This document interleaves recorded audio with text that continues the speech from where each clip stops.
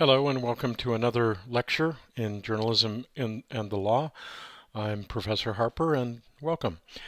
We're going to talk about prior restraint today, and prior restraint essentially means censorship. And there are times when the government can in fact censor news organizations. So a definition of prior restraint is when, rather than punish the publisher by criminal or civil sanctions for what they have already published, read here libel, defamation, the government prevents or bars the publication from happening in the first place, and or prevents the distribution of the information.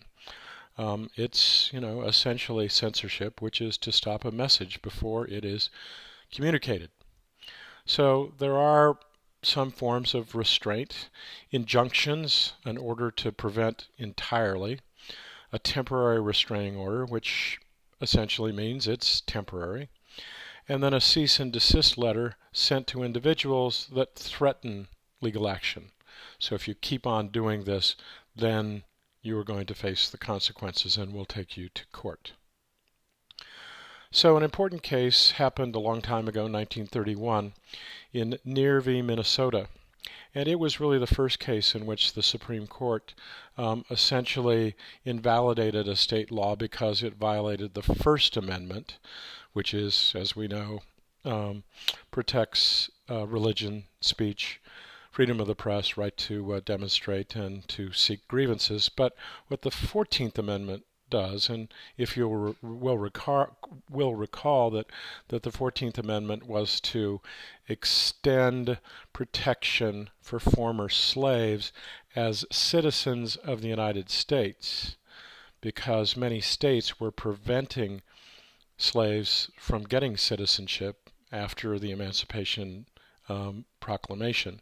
And what the 14th Amendment does is it extends federal law to the states. And this amendment has become very important when it comes to taking federal court decisions, federal laws, and extending them to the state. So Neer v. Minnesota established a pattern that the court has followed ever since. And prior restraints are permitted only in unusual circumstances. They're the exception rather than the rule. So in Neer v. Minnesota, Chief Justice Charles Evan Hughes said that freedom from prior restraint is the general principle. So censorship is not a good thing. But he also made it clear that freedom of the press is not absolute. And there are exceptions. Cases where national security is involved in time of war. Cases where the primary requirements of decency were involved. Here's where we get to obscenity, which we'll talk about later on, and cases where the public order was endangered by the incitement to violence and the overthrow by force of an orderly government. Okay, so three things can be subject to prior restraint. Now, in Neer v. Minnesota, the Saturday Press was a Minneapolis paper, just god-awful. Okay, it attacked Jews, local law enforcement officials for being fascists, and the paper and its editors were indicted in Minnesota under being guilty of violating a 1925 state statute which permitted injunctions against a malicious, scandalous, and defamatory newspaper. And so the state Supreme Court affirmed the lower court view that it restrained the defendants, the editors of the Saturday Press, from publishing the paper. And so what the Supreme Court found is that if a publisher must have legal proof of the accusations before making them, would not be a good thing, because it essentially would mean that you couldn't go to press for months because you had to prove everything was factually true and accurate in your newspaper or news organization as it's extended now, and that would make it impossible. That's why we refer to the 24/7 news cycle, a newspaper that is the first rough draft of history. Mistakes are going to be made, but when they're made, the news organization needs to correct them, or individuals can sue the news organization for those inaccuracies, those falsities, if they are made and damage someone's reputation, and they're made maliciously. So that in most cases, legal action should occur after something is published. And then another important case is the New York Times versus the United States.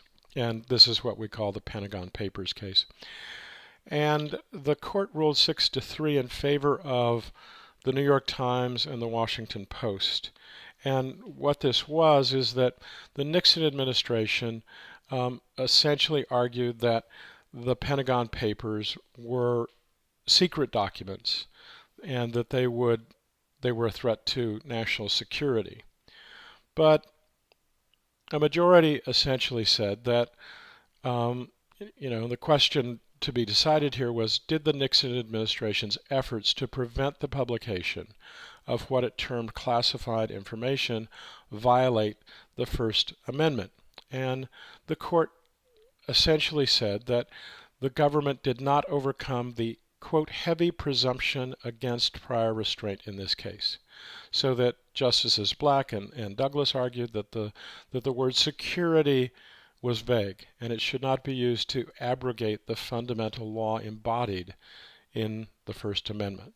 So that the New York Times, the Washington Post were allowed to go ahead and publish the Pentagon Papers, which the Pentagon Papers were an analysis of the Vietnam War and how the American policy was flawed, and it was quite an embarrassment to the U.S. government to have these published. So that's a short lecture on prior restraint, and so thanks very much, and we'll see you online.